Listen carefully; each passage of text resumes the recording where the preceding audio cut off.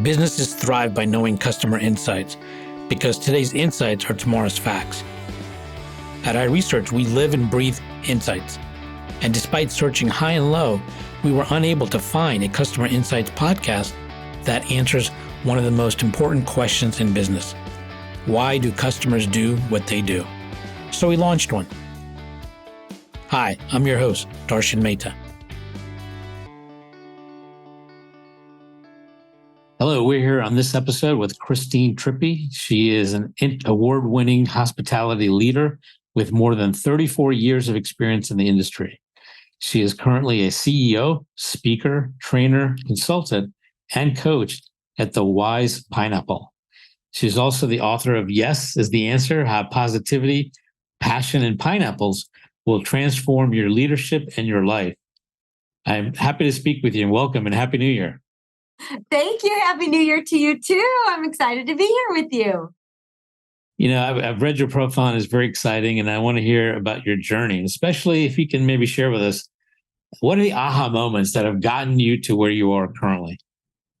Oh my gosh, there's so many aha moments. They happen daily. But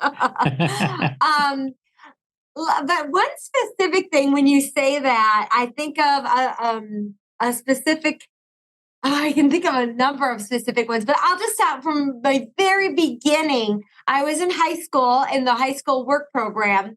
And and because I was in the work program, they said you should really be in a job that you want to make a career. And at the time I was working for Ponderosa Steakhouse. I was a steak walker. And I thought, well, I don't know what I want to do. I figure I'll be a waitress my whole life. And I really didn't have high aspirations for myself. And I said, but you know what? If I could be a waitress anywhere, I would love to work in a hotel. It seems so romantic in a hotel. And I said, but you know, in my mind, that was too high above my station, if you will. And so she says, well, you should do it. You should try to apply for that. And so, you know, I just ruminated on that. And I did. I applied at the Red Roof Inn. I applied at the Pizza Hut because that would take me up a level, because it would be a full restaurant where I would take the full order. At Ponderosa, they would order at the order station. You just run out the food. So it would still be a little of an upgrade, if you will, promotion. And then I applied at the Hampton Inn. And it was a brand new chain, brand new building. And they called me. Pizza Hut called me, offered me the job over the phone. Red Roof never called me. Their loss. And then the Hampton Inn called me. But now when the Hampton Inn called me, they wanted me to be the laundry girl / van driver. And I was 17. I have never even driven on an expressway. And it was an 18-passenger van. I'd have to get a B license to drive it. And I was terrified. I thought, how the hell am I going to do that and take people's lives in my hands? And I was just like, how can I do that? I should just take the Pizza Hut job. I know I can do that. But it was just sitting here and eating at me. I wanted to work for a hotel. And I said yes. And it was the best yes of my life, except for marrying my husband. But it really showed me one of the main lessons I learned there, and that was such an aha, is that when you're torn between two choices, take the one that scares the hell out of you, because that's where the learning and growth would be. And I had that message come to me many times in my career, but that was the first time that I was aware of it. And I did it, and I drove people in that big, huge van. And quickly they saw what I was all about in personality and serving people, making people happy.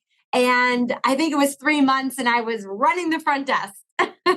And only 1 year later from there, I was opening up my own Hampton Inn as the assistant general manager. And I was 18 years old. Wow.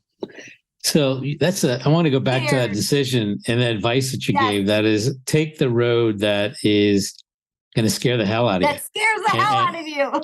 and I'm wondering, there's a lot of people probably out there thinking that's really hard to do. So what advice do you get them? And I guess what's the real benefit you're seeing doing that? Yeah. Well, one, and I can even think of a couple of positions that I took that, like, I walked into that interview going, got it. You know what I mean? I could do this in my sleep. And I didn't stay there very long. I was in those positions maybe 6 months because I wasn't challenged and I wasn't in that flow. There's a Goldilocks challenges, if you will. And those are those things that challenge you, but they're doable. And you get in this flow like, I'm learning, I'm growing, I'm doing, I'm successful, I'm good at this. That's when you get in that flow. And if you take a job that doesn't scare you, that you know you can do in your sleep, you're not going to hit that Goldilocks flow and you're going to be bored and you're going to look for something quicker. And I can think of a job I took, and this was in the early 90s. So we were in a recession, so jobs were scarce.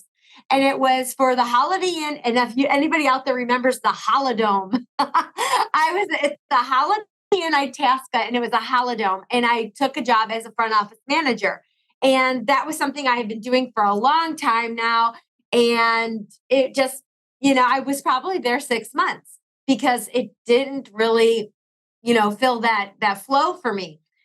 So always, if you are caught between two decisions and one scares the hell out of you, take the one that scares the hell out of you. It has never let me down. Never let me down. It's not necessarily easy, but it's never let you down, correct? Yeah, it's never let me down. Yes. Is this the difference between, we're all given the choice of thing in life, to survive or to thrive? Is that really what you're talking about here? Yeah, honestly, I would say so. I would say just, if you're taking a job you're not growing, you're doing what you can do in your sleep, you're not thriving. You're just kind of showing up every day, getting it done. And you can, and if you are out there and in a job like that, that doesn't mean that job is done for you. I'm going to give you a great example of this. I often will say, when you start hitting your snooze alarm a bunch of times in the morning, that's when you know that you need something more because you're not excited to get up anymore. So it's kind of like when you get that. Now, when I was a general manager, the last general manager position that I had inside operations of a hotel was a Courtyard in Waukegan here in Illinois. And I was there maybe just under 5 years. And at first, when I started, I was a first-time GM, and there was a lot to turn around, a lot. It kept me busy for years. And then suddenly I got my flow kind of where I was, just coming in, and we had our operation really set. And I needed some more of those Goldilocks challenges. I needed to start growing again. So there were a few things I did. I got on the chair for a group with Marriott called Jewel. And it was joining, engaging women in exceptional leaders. And we did this throughout Marriott, and we hosted events and we did things. So that got me excited again, all while still loving my job. I also became the champion for CMN, Children's Miracle Network. So I was our regional champion for that. So that was something that got me excited again. It was new. I was learning again. So again, if you're in a job where, I feel like maybe I'm comfortable, there are ways for you to get uncomfortable again. You don't have to leave your job. But if you are caught between two choices, one that scares you, one that doesn't, always go with the one that scares you. Mm-hmm. Is that what put you on the path to write the book, Yes is the Answer? Oh, well, that was terrifying. And yes, that started in the early 90s also. I was the front office manager at the Crowne Plaza Hotel. And it's a kind of a long story, so I don't know how much you want to hear about this, but it is in the book. It is in the book. And I read an article about this service provider who went out and he had this experience, and he got a no from the waitress, the server, and he went back to his hotel, and that no impacted him very strongly. So he went back to his hotel and had a big rally, and he said, "From this day forward, we are eliminating the word no, and our new motto is yes is the answer. What is the question?" And he hung up pineapple milkshakes all over the hotel to remind people, yes is the answer. Well, after reading this article, I was like, oh, yes, I totally was on board. So I went and I did that at my hotel at the Crown Plaza. And I put up my pineapple milkshakes. I held my rally. I gave everybody our new motto, and everybody was pumped. They were ready to say yes. However, saying yes is not always easy. And if I'm being honest, at the time, I didn't even know how to say yes to some of those really hard questions.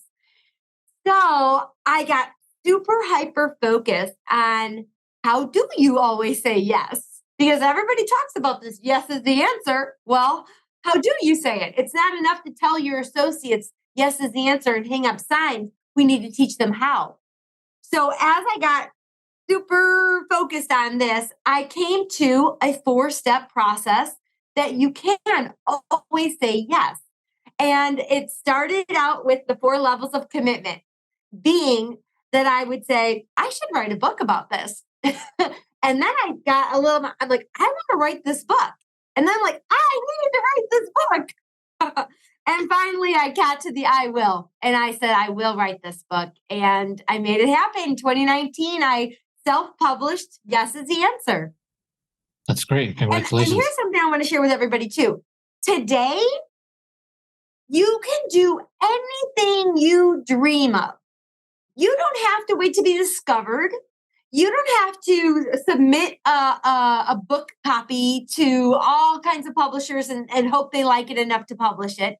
Today, if you sing, get on YouTube and share your gifts with the world. You have a message, write an article, start a blog, write a book. You can do anything today. No, that's definitely true. And we all have the power gifts is to definitely. share. And that's all I wanted to do was my mission since I was 17 is to change the world one yes at a time. And I just wanted to share this process to help all service providers anywhere that I might not meet and share with them how they can stand tall, be confident, be empowered, and own their day and lead from the heart. So give me an example of some really tough questions that, you would say there's no way you can say yes, but you have found a way to say yes. And then if you can, maybe share the 4 principles of getting, or levels of commitment to getting to yes, if you don't mind. Yeah, absolutely. And the 4 levels of commitment is actually something else I do in my keynote. It's kind of a separate thing. But again, the 4 levels are I should, I want, I need, and I will. But that's a whole other thing. But for yes is the answer, absolutely. Let me share with you. I can give you 100 hard no questions. First of all, how about at our hotels when a family needs a rollaway, but the fire code is says, or how about a guest who wants a smoking room? That's hard to find today. How about that elite member who wants a free upgrade and you are sold out? Those are all hard questions. Or even, let's just say at the Courtyard, we have this all the time. Our breakfast was not free. We had a quick serve restaurant and the bistro. And, people would be like, isn't breakfast free? Those are really hard questions. So it's all about following the 4 steps. Now, I'll tell you quickly what the 4 steps are. First step is make friends first. Pause and make friends first. We get so caught up in the anxiety of the no that we let it get the better of us and we go right to the no, I'm sorry, unfortunately. But if we pause and we make friends, you're building a relationship. You get your brain out of the fright and you go right to what it helps get you out of the fright and get you into the creativity of what you can do. But when your brain is caught in fight or flight, then you just get stuck on no. Do you feel me on that? Mm-hmm. I think part of that is also, it seems in that pause is also listening, right? Because I think when you're in the hospitality industry or any other kind of industry, hotels, restaurants, you're going to hear a lot of the same things over and over again, right? So you kind of think automatically, I've been there, done that. But I think sometimes the hardest part is actually listening, because sometimes it's actually quite different, even though it might start out the same as all the other questions, but where it ends up could be quite different. Is that correct? Yeah, 100%. Absolutely. All of that's happening. And the main thing, what I want people to know is, so many people think, when I take them through, they're sort of like, that's so simple. Why don't I do it? It's no one's fault. It's our biology. And again, when your brain goes into that fight or flight, you just respond instead of taking the time to make friends first. People are just like, why don't I do that? That's so simple. However, it's our biology. But once you become aware of the biology, you can build the muscle to beat it. Okay. Give me an example of what you mean by that, if you don't mind, with the biology. Yes. So, for example, if like I'm telling you this now, so the next time someone asks you that question, because you're creating this awareness that, oh, my body reacts this way, and if I make friends, I can get out of that. You know what I mean? Like, to make friends is not our natural biology response. Okay. Our natural response is, no, I'm sorry, unfortunately, we can't. That's what we all naturally go to.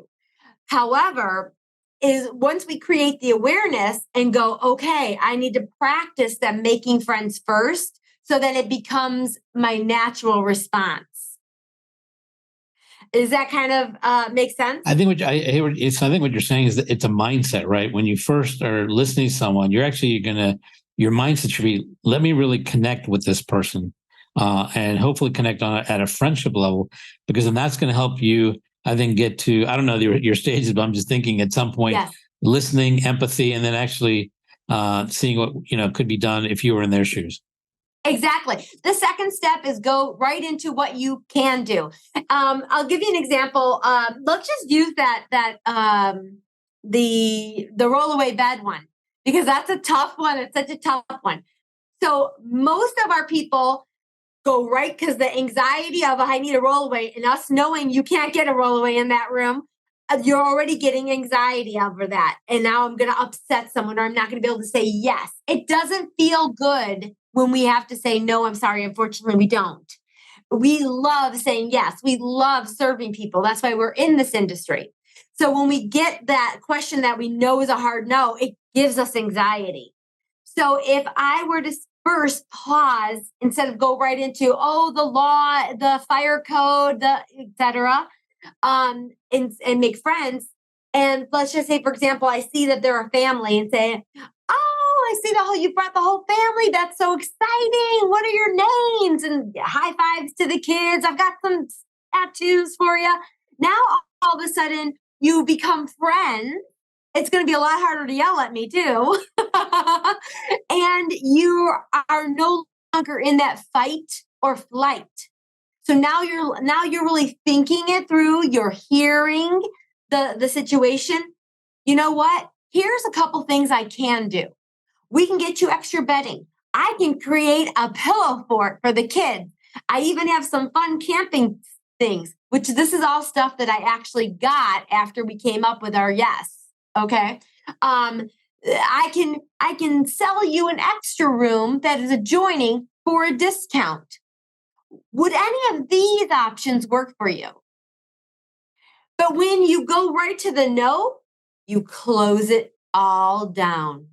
When you make friends, you open your brain up for options, creativity, and you open the dialogue. When you start with no, it just goes south. Is that hitting home? I see what you're saying, but I'm curious also, in order to get to yes, how much of this is much of a role of the front line versus also a management mindset that, also wants to say yes and empowers the front line to actually act on this? Because some of the options you're talking about have some financial decisions related to it, right? Giving a discount, so on and so forth. And so obviously in this situation, their hands are tied. They can't do it legally. But I think what I'm hearing you saying is instead of just going to no, explain to them the truth. But more than that, give them the options that you're willing to do to make it better, easier, or even more palatable. Correct? Right. Now, in my opinion, I don't start with the truth, if you will. And that sounds kind of shady, but it's not. What I mean by that is I don't start with no. Because if you start with no, it just goes down from there. And your attitudes change, your demeanors change, you're not diffusing the situation, if you will. I always start with making friends, then telling them, here are some options I have for you. Here are some things I can do. Rather than saying, the Illinois state law says we can, due to our fire code, nobody cares about laws, rules, or your operational challenges. Nobody cares about that. They care about what they need. True or true? What do you do when they've given you these options and they still say, that's great, but I just want the rollaway bed? You're falling right into my plan. So here is the what I recommend. Anytime you get resistance, then what you can just go right back to the step number 1, which is make friends first. Thank you so much for letting me know your situation, for letting me know your priority, for any of that. That's again pausing, make friends. Then here is what I'm able to do for you. Will any of these work for you? I mean, if you're taking it all the way to the point where maybe we're not the right hotel for you, and I'm a service provider, I'm going to get on the phone and try to find that for you. If that's really what you need, I'm going to serve you. I'll give you an example from my perspective as a speaker. If someone calls and says, we're having our conference on March 14th, and this actually just happened, and we'd love for you to be our keynote speaker. And I don't go, oh gosh, no, I'm sorry. Unfortunately, I'm booked that day. I say, oh my goodness, thank you so much for wanting me to energize and inspire your leaders. I am honored. And then I go right into what I can do. Well, first of all, I'll ask them some questions. I'll say, are your dates flexible? Are this? I said, okay, then here's what I can do. I can do a virtual at this time from these time frames, or I can get you another speaker that's going to be amazing, and I'm going to be your speaker next year. So I always have a yes answer for people. Is that resonating? Sure, but I'm wondering if I'm going to be a little bit of devil's advocate. What if someone says, "Well, you're actually evading the question, and you're not answering my question"? What do you say to people who think that? I love that question. I've had that before. Here's the thing: I am serving people. I'll give you an example. This is one I do a lot. This is part of my keynote. I'll call when I'm going into a region of doing some training. I'll call and I'll ask each hotel. I'm not going to share what I ask. I ask them a hard no question, and oftentimes I get no, not often. Always, I always get the no response. Always, and what I press upon my audience is that if we're asking the question behind the question, it really isn't if they have, I'll let you know, it's about having an airport shuttle. It's not really about, do they have an airport shuttle? It's how the hell do I get from the airport to your hotel? That's the question behind the question. So I'm going to answer that question. Now, if someone, and this is what I also want to say, will this 100% solve all your problems forever and ever? No, it's not going to. You're going to have some difficult, challenging personalities and whatnot that might be like what you're saying. But in a general rule, if you make friends first and build a relationship and then share all the things you can do, you're going to show how you are serving a person rather than showing them blocks. Can't do that. Can't do that. I'm going to give you an example of something that happened this weekend. I brought my daughter to New York to celebrate her birthday. And we also were apartment shopping because she just got a job at Tommy Hilfiger there. And we went and saw a play, a musical. And my plan for her actual birthday was to go back to the hotel, and there was chocolate cake on the menu. And we were going to have a couple cocktails and celebrate her birthday with chocolate cake. Well, we got there 20 minutes after 10, and I did not know when the kitchen closed. And when I said I'd like to order 2 cocktails and some chocolate cake, he said, kitchen closes at 10. That was the response. Kitchen closes at 10. And I said, okay. I just ordered the cocktails. And then my daughter went to the washroom, and I said, hey, my daughter's birthday today, and our plan was to have cake after our show. I didn't realize your kitchen closed at 10. It's New York. And I said, is there any way you could even get one of those wrapped up breakfast muffins that are free? Kitchen closes at 10. So you tell me, would you rather have somebody go, oh, happy birthday, let me see if I can get a free breakfast muffin? Or would you rather have someone say, the truth, kitchen closes at 10? Sure. Yeah, I know what you're saying. Well, it's a big difference, of course. Yeah. Big difference. Big difference. Yeah. Yeah. I think here's the thing. Again, people are leaving our industry in droves over the last 2 years because they're tired of showing up and reacting to all the hard no's. Again, it does not feel good to constantly say, no, I'm sorry, unfortunately. No, I'm sorry, unfortunately. That is like a punch every time we have to say that. And you don't go home going, yes, I served, I changed the world, I made people happy. That doesn't feel good. When you can teach people how to stand tall, be empowered, own their day, and serve, that feels good. And our industry will begin, and it already is thriving, but you know what I mean? Thrive hospitably again. and I'll share something else with you. In my travels in 2022, I have seen more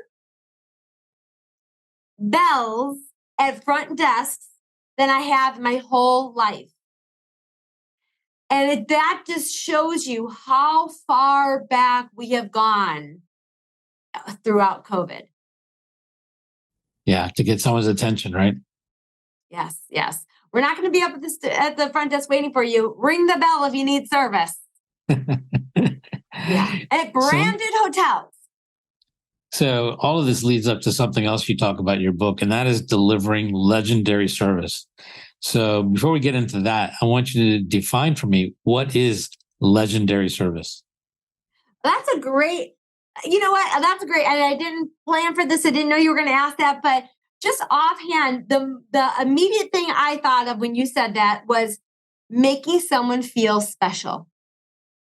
When you can make someone feel special, that's legendary. It's how when you're at the restaurant and they find out it's your birthday and all of a sudden they come and and you're like, oh no, but you are loving every minute of it. Anytime I can make someone feel special, that fills my cup. If I fill other cups, that fills my cup.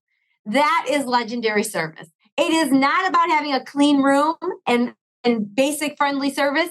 It is about making people feel special. I always say to my team, make regular people feel like they're movie stars and make movie stars feel like they're regular people. I'm sure you have an example. So can you share with us an example of how you used to do it, but then you realized if you did it this way, it's legendary? Oh, well, and again, it could be different for each person that's in front of you. It truly can. Sure. For someone who's not traveled before and you just walked them to the elevator and showed them how to use the elevator, that could be amazing because they were so uncomfortable. They're like, I don't know how to do this. You know what I mean? But then to that seasoned, savvy traveler, you putting a sign on their door with balloons saying that it's their birthday. That can make them feel special. It could be saying, you know what? I noticed that you've been staying with us week after week. Are you going to be a regular here? Well, thank you for noticing that. Made me feel so good. I'll give you another example. Mr. Hatera, he was a regular at one of my hotels, and every morning he'd come down, he'd get the same thing. He'd get a yogurt parfait, a biscotti, and a tea. So then all of a sudden, when I caught on to that, every morning I'd have it already bagged. And when he came down, I'd say, "Oh, Mr. Otero, I've got your bag for you." And then I started writing fun quotes on his bag for like a message for the day. Yeah, I mean, I think you truly personalized the experience for him, and he felt special. Yes, and when he comes down and everybody sees that I know his name and I know his order and I've got it ready, I mean, how amazing do you feel? That feels amazing. And so it doesn't have to be the huge upgrade or the big amenity. It's about making people feel special. Like you, I know you, and I'm glad you're here. You're not just another person. What would you say is the biggest hurdle that you often need to overcome when you're teaching someone legendary service? What's the hurdle that you have to overcome that once you overcome that hurdle, they're on the path to legendary service? They have to want it. If you are working with a person that doesn't have it in their heart, I can teach, and you hear this all the time. You talk to any person who's been in the business a long time. They'll say, "I can teach you anything on the computer. I can teach you any of that stuff. I can't teach you to love people." If you don't have it in your heart, it's going to be very challenging. So how do you gauge like when you're interviewing people or you're hiring people? How do you gauge for that? Great question. In the book, I have the starfish story. And this is where my mission, I literally have goosebumps. This is where my mission to change the world one yes at a time came from. And it was all about the starfish story. I will often tell people the starfish story in an interview. And when I see their eyes light up, or when I see them go, "Oh, I've got a great story too," I'm like, "You're the one I want on my team." I don't care what experience you have. I don't care if you know the front office system. I don't care if you're young or old, or it doesn't matter. You're the person I want on my team. I want world changers on my team. Can you share the starfish story with us? Oh, of course I will. I will always share that story with you.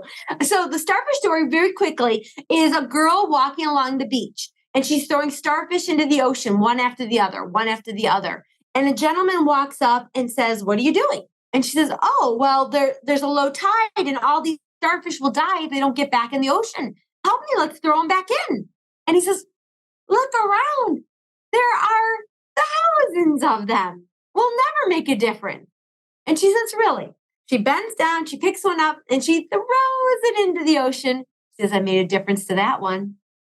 And when my dad told me that story at 17, he said, "Baby, every single day people walk through your front doors, and you get to change their world with your smile, with your energy, with your yes. You change the world one person at a time every day." And I was like, "Yeah, Dad." And literally from that day on, I have never gone to work for going to work. I went to change the world. Every day I walked in thinking, whose world do I get to change today? And that energy, your energy is contagious. I was a front desk associate. And pretty soon I started my scrapbook and I started talking about the starfish and I started talking about changing the world. And everybody around me at my hotel wanted to be part of it. Pretty soon, I won the President's Award. Pretty soon, our hotel was winning awards. We all wanted that. Then as I went in my career, I realized, it was the culture I brought to the hotels that made us award winning. I'm not smarter than any of you, anybody out there. It's the culture I bring. And then when you pair that cute little metaphor story with what you do every day in our hotels, and then you pair that together, you really show people we change the world. And how lucky are we that we get to be here to do it? So that's kind of my origin story. That's great. I love it. So I'm curious, what are 3 things management can do to create this culture you're talking about? Because I think you're right. I think it's definitely, there's a culture, right? Even if you encounter some people, they may not be people person. If you create the culture or give them the tools to do it, they can really then learn to please. Yeah. So I'm curious, what are three things that management can do to create the culture you're talking about? Oh God, there's so many things, but let's talk about three.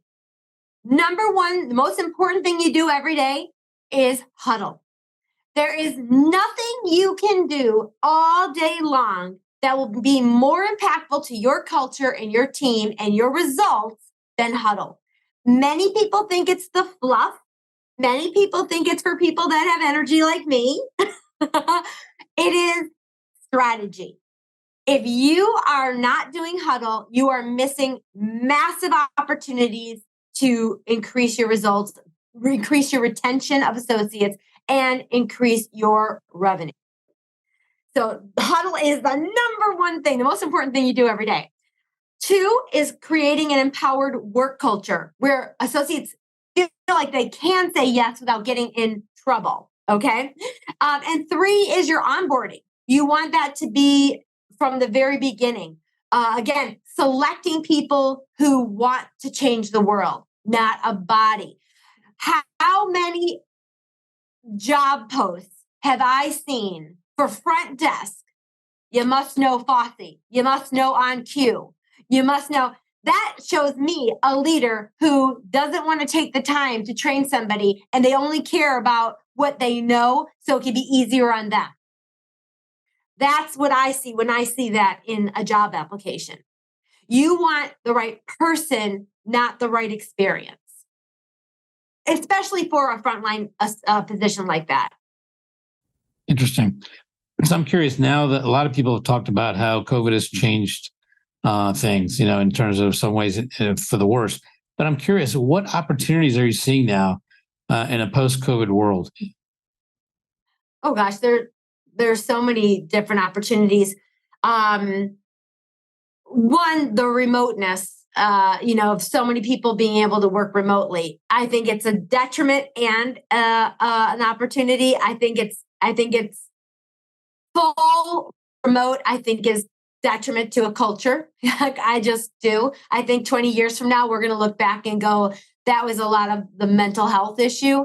Because I think when you don't get out and don't have to get dressed and shower and see people and communicate and connect with your team, that's going to be a detriment. But it also has opened up opportunities like, oh, I can get this person, even though they live in New York and we're in LA, because of all the technology that came to the forefront. I think Teams and Zoom were all things that would have come like 5 years time. But because of COVID, we all had to jump in it. We had to get on board or get out. So I think that sped up a lot of that. And that's a good thing. I think we've seen, even inside our operational hotels, how we can clean better, how we can be more service friendly and keep people healthy and be respectful of that. I think the number one thing that came out of this is work-life balance. We had a situation where we were starving for talent. And we're like, okay, you know what? Our industry has been like, you got to do your time for all my whole career. And I think we're starting to see that, you know what? We can make this a career where people can have a family, people can have a life, and we need to change some things to make that happen. I think that's a very big positive that's come out of this. So what do you see on the horizon in terms of an area that you'd like to explore further about legendary service or even getting to yes? Is there different levels or layers of getting to yes you still want to explore? And if so, what are they? Well, there's a lot I can say on that, but I don't want to get ahead of myself. What I would really like to impress upon right now is we need to get back. The service today, and to no one's fault, everything we went through COVID, we had to think through. I literally had to think, how do I give this pen to somebody without getting infected or infecting them? So with all of that, having to think through every single move we made, we put all those things on the back burner. We aren't saying, welcome to the Courtyard, welcome to the Hilton. We're just like getting back to going, oh, hey, checking in, or having bells at the front desk. We just need to get back to our basics first and then really ramp up. And we can do that quickly, but it's going to take a lot of our leaders to retrain, refocus during those huddles, and really make this a priority. For the last 2 years, we've been so starved with talent that we've just accepted a body so we can get through the day. And we really need to get back to the basics and the expectation of true hospitality. Then I think we can start talking about, and I always do in all of my workshops and master classes and keynotes, I talk about getting to that next. Get back to basics and then taking it even higher. Can you give us an example of a recent project you worked on where you had to do this and how you were able to achieve that? How I had to do what? Getting them back to basics, just getting them out of this whole cloud of COVID. And I mean, it sounds easy, but I'm just curious if you can give an example. It might really help resonate with our listeners. Yes. Well, I have a private club called the Crown Society. And this is where any leader for a very affordable price can join this membership. And inside this membership, we do goal setting. I do a master class every month. We do co-working. I do Q&A where you can zoom in and ask me any questions. There are a number of people in my Crown Society that have gone from red zone, which is below the brand threshold of acceptable guest experience, to green zone. And that is an amazing transformation within 6 months' time. So taking those people, those leaders, and again, getting to the mindset of why we do things, then the strategy of how to do it better and more efficiently, and then to have the endurance to keep it going and keep that running. And again, the three things I mentioned before about huddle, that's the greatest place to begin for any leader out there. Also, for anybody out there watching this, if you would like a huddle, it's a free downloadable, and it's a best practices on huddle. I will have that for your listeners. Okay, great. Yeah, if you can share that link with me, or if you want to share the link now, that's fine too. Yeah. Yeah. Well, I'm going to set it up for you, so I'll share that with you when you post this interview or this pod. I will. I'll have it for you by then. Okay, sounds great. Sounds great. Yes. So I'm curious, you've talked to a lot of people in the industry and in the world of customer service, but is there anyone still out there that you'd love to have lunch with? And if so, why? Oh, shucks. There's a million people I'd love to have lunch with. And one of my things I do every year is I have a goal to have 52 cups of coffee or 50 cups of coffee. So basically being with intention, I'm connecting with somebody to have a cup of coffee with, if you will, whether it's virtual, whether it's in person, and just get to know people. But in this industry, I was lucky enough to meet Mr. Marriott when I won General Manager of the Year. That was so exciting. I got to go to corporate and meet Mr. Marriott. So that was so fun. But shucks, there's so many people that I would love to have lunch with. But to name somebody right now, who would I love to have lunch with? Maybe the next person on your list. I know you have many, but the next person and why? Yeah, that's what I'm trying to think. I'm trying to think so many that I did last year. I met a number of different authors last year. Who I'd love to have lunch with is Donald Miller. He's not necessarily a hospitality person, but I've been reading a lot of his leadership books. And I would love to have lunch with Donald Miller. What would you want to ask him? What is it specifically that makes you intrigued about his book or his writing? Well, he's all about helping small businesses thrive and being a business leader. So being a new entrepreneur, I have so many questions to ask him about running a small business and that sort of thing. Sounds great. Well, I appreciate you taking the time to join us today and enjoyed our conversation. And I look forward to having More yes in me. I'm trying to think. I actually have a few people already on the list on my podcast that I have coming up. Cool. And that's what I've been doing. People I want to talk to, especially people that can give me some interesting insights or share their experience, because I just learned a lot from them myself, and I'm hoping the listeners learn from them as well. Because I am a true believer, and I think this is part of what you're saying with your huddles, is there's so much to learn out there with insights. Just all you really need to do is have just more conversations. And there are just insights all around us that we can all tap into, learn from, and grow from, and ultimately even use those in our daily lives to create a better experience for yourself and someone else you're interacting with. One of the things I've kind of made a rule myself is no matter who I meet, I try to at least make them smile and make myself smile, because to me, that's creating a win-win. And in a where everybody's lives are fast-paced and stressed, but hey, everyone I think can take the time to create a win-win and make each other smile. Yes.